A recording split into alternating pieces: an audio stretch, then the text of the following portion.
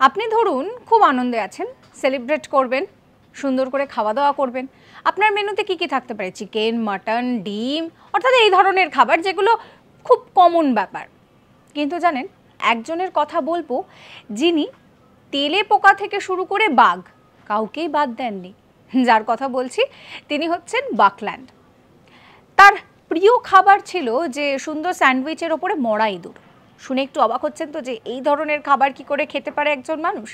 আসলে এই বাকল্যান্ড হচ্ছে জুওফেজ, অর্থাৎ যে মানুষ পৃথিবীর সমস্ত প্রাণীকে একবার করে খেয়ে দেখতে পছন্দ করেন।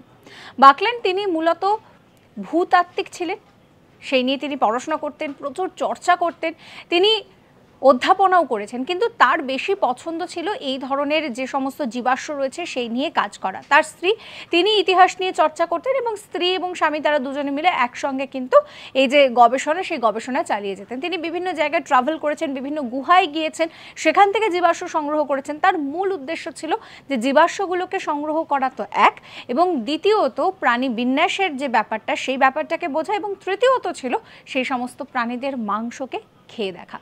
এরকম সমস্ত কন্টেন্টের জন্য সাবস্ক্রাইব করতে ভুলবেন না আজ তাক বাংলার ইউটিউব চ্যানেলকে।